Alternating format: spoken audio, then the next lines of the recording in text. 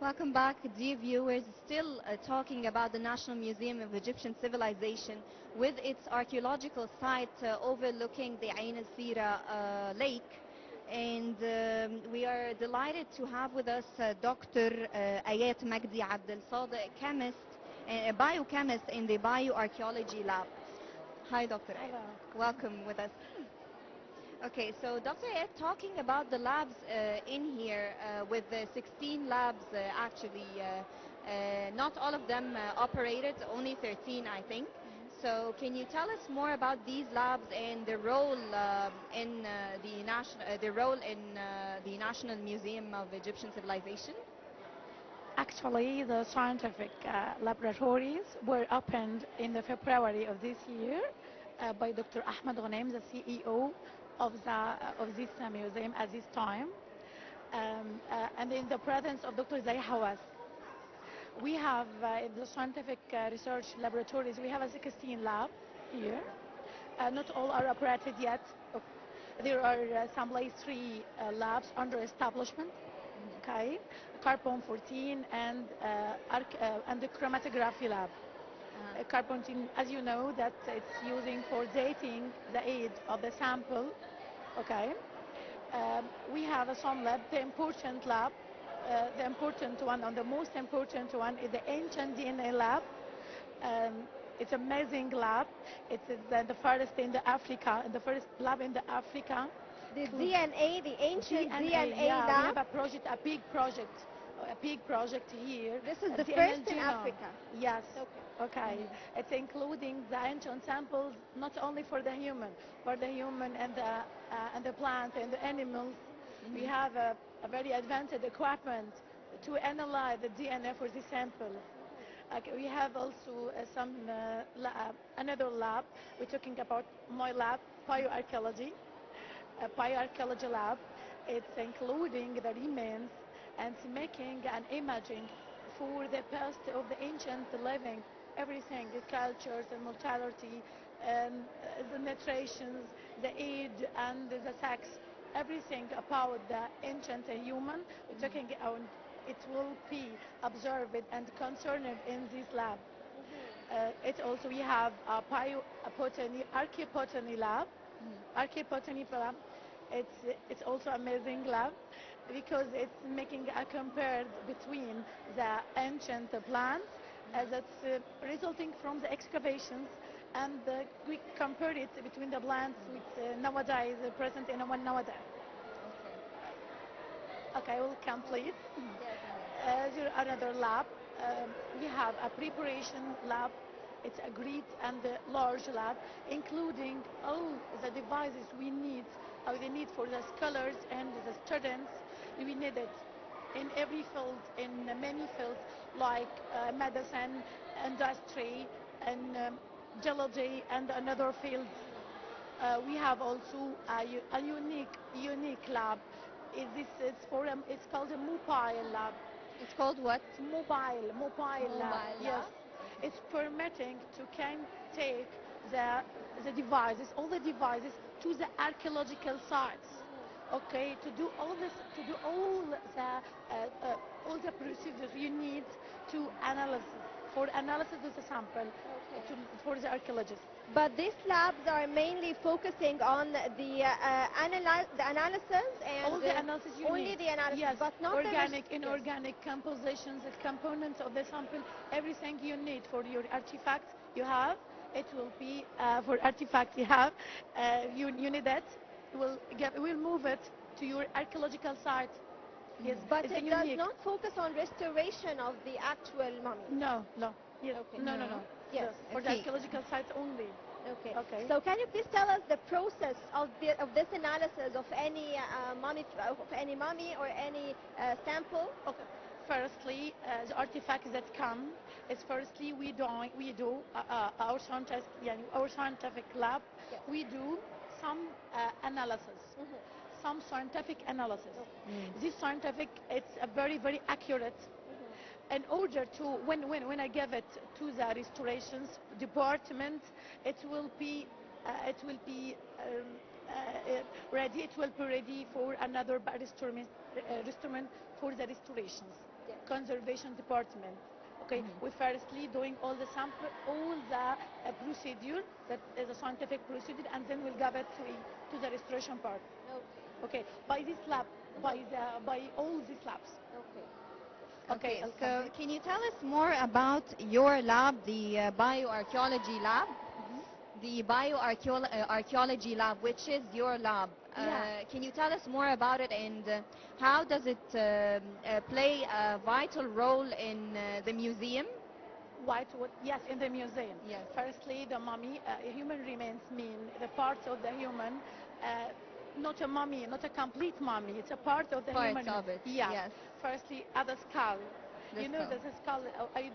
I do the calibrations to know the sex and to know the age, if it's a teenager or an adult or a baby, by pounds, by the fractions of the pound, by knowing the fractions and the unitation of the bone, all of that to make to know that I wanted to know about this, Uh-huh. and to know also if it die lonely or it die with a group, if Uh-huh. it's rich or poor, is a rich or poor, in cultures, nutritions, everything, and also disease. We discovered a disease at fractures and osteoporosis in the bone from the Mhm. past. We Yes, know that. like we Yes. saw in the Mummy's Hall, we saw Yeah, we know. X-rays Yes. and that showed a lot of details, the wounds and Any the cuts. fracture in the skull. Yes, Yes, I know this it. comes from your lab. Yes. We That's have very also an interesting. examination, microscopic examination in our lab to detecting some disease by microscopic examination. We have also also in the scientific research laboratories, we have a lot of microscopic unit. It's called a microscopic unit. It's Yes. including some microscopes, fluorescence and upright and inverted and stereo. We have some microscopes in a unit called a microscopic unit. Okay. We have also Mhm. anoxia department or anoxia lab. This for sterilization, the monuments, the artifacts, the paintings, the pieces, art pieces. These art pieces are replacement in nitrogen, a replacement in oxygen because it's very toxic to the artifacts. I replace it with a nitrogen. It's as safe and the cheap.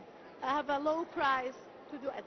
Like Yes. the Yes, right? like the Yes. mummies, exactly. Exactly. Yes. Actually, when we were visiting the museum, especially the Royal Mummies Hall, we found the temperature tool beside Thermometers. every mummy. Can you Yes. just raise awareness for our dear viewers? Why is it for? Why is it put beside every mummy? Besides what the The temperature? temperature, yes. Temperature, yes. The temperature, that's for the adjustment the temperature because the mummy must be preserved in a certain in the constant temperature. So we afraid. We Yes. afraid to do low temperature or high Or high temperature. temperature. So we preserve it and to make it constant. To Okay. keep Is the mummy well in a well Okay. in In a in a good preserved. condition. Yes. yes. Is there an alarm system that is connected to these thermometers, just in case any leakage happened? It alerts you that there's a problem or not? Is there an alarm system? So if anything happens to the temperature of There the are two, security, a big security system in the museum for all, especially in the mummy, especially until the voices, the mobiles, the captures, the light, the high voice, all thing is prevented in the mummy hall. yes. Because we kept it in a mainly standard condition. We don't want it to make any obstacles for the mummy. Yes. How do they act when the alarm I goes? have another lab, microbiology. Yes. Microbiology that's for to remove and test the pastes and the other contaminations. Yes. To remove this contamination for the artifacts. Yes. This is an important lab. Can you elaborate? Yeah, yes. Tell us more about I it. have another lab. We have another lab, the lab of preparation lab. Okay.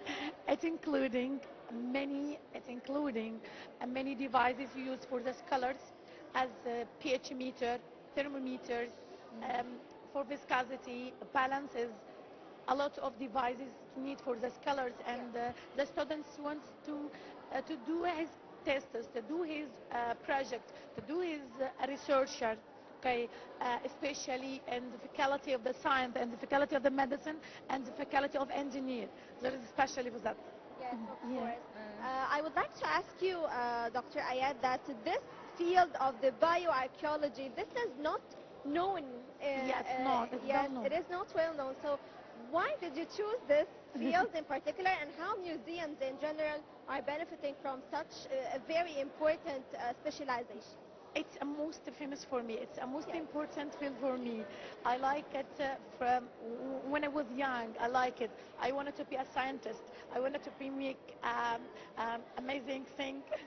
Yes. That I hope to be that Of course. from the young. Of Yeah. course. And how museums are benefiting from such a very important specialization? Yes, we now are participating with some researcher projects, some scientific research in a cooperations with the NRC, National Research Center, and the Academy of the Scientific Research. Dr. Nashwa Gaber and Dr. Mustafa Hafiz, the supervisor of the HRL. Yes. Okay. You were talking about the research and the scientific things. I want to know more. Do you open gates for the students to come and participate in such things or Yeah, not? we receive samples from other places, from many places, like colleges and the other universities in Egypt, and also for a mission for foreign archaeologicals, Yes. and other institutes. Yes, we receive samples already. Do Particle size. they engage or take part of actually the process itself, or We, you just receive samples we and you already take it receive from it there? and doing it for the scholars and for the researchers. We do some samples, a lot of samples. No, I There. mean, do they take part in the process or not, or you just take the samples and you do it? No, we're doing it. You're doing Yes, we're doing it, and we're doing here all this equipment, and we're not doing it. Yeah. No, we're doing it, and we make our results. If the researcher wanted to complete by himself, okay. If you want it, we doing that, okay. by your Okay. help, yes. You have mentioned earlier, Dr. Ayat, about the advanced equipments you are using Yes. in your laboratories. Can we shed more light about what are these tools and the keenness of the Egyptian government to provide such equipments to the museum? Yes, it's especially in the ancient DNA have advanced equipment because it's very complicated to do the sample for ancient, for human and plant, human, especially human and plant and animal. It's more complicated, so we have advanced equipment for that, especially in the ancient DNA lab. Yeah. Okay. I want to talk more about the events that take place in the museum. Do you believe that holding cultural and entertainment events in the museum can actually attract more tourists? Yeah, we attract more tourists and we attract more emissions. There are very emissions come and they are amazing. They are called excited about our labs. Yeah. How do they, when they visit the lab, what experience do they take from there For us or for them, for the tourists? for a tourist experience that we have advanced equipment as we say before, and we have a laboratory that is not present usually in all places as a genome project in the DNA, and we have a particle size laboratory. We have a particle size. It's also for keen to the tourists. Yeah, it's actually very interesting for any tourist to know more about the process itself instead of just seeing the monuments and the artifacts. It's very interesting for anyone to know about the process from how you took the samples and how you developed it and how it actually reached to some conclusions that are very crucial. Actually, Yes. actually, you're interesting in my lab. Of course, yes. Because it's including and the concern is in the part of the human. They were found they were found a skull and bones of a limb, of a forelimb and lower limb. It's amazing. And they ask me and they ask our team many questions. What is this? Yes. And Yes. is it one male? Is it a group of males? Is it for one person? Is it an adult person? Is it a teenager? Is, and some Yes. question because amazing. We have also a vertebrate Yes. backbone, Yes. the Yes. vertebrates of some fish and some goats. Wow. We have a lot of animal. We discovered some fracture in the bone and some disease in the bone, and Yes. that makes the tourists amazing about that. Yes. Yes. Dr. Ayat, let me acknowledge your excitement while talking about Egyptian history and the pieces you worked on. And this leads me to ask you, is there a special piece that you have worked on throughout your expertise in the years of working in this field? Actually, hair. Hair. Yes, a sample of hair. I discovered a lot of microbes Really? of the hair. Yeah, under microscope. Yeah, a lot of a How? lot of microbes in one hair. In the As hair. like a capillary, it's very very thin. From one hair, For only From one. one hair. hair? Yeah. How does this happen? How do you discover a disease or a microbe from hair? Because it's subjected to the air, and the air it's completely filled with microbe, as we know. Yes. So Interesting. it's not preserved in equipment or in a bag or in a special bag. No, it's in the air. Okay. Yeah. So is the hair the first thing you start with when you get any sample? The first what? The The first first thing you thing- start with when analyzing a sample? Yes. For our lab, for my lab, or for any lab? In your lab, of Any course. lab. Okay. I told you before that firstly we take the sample, and some sample need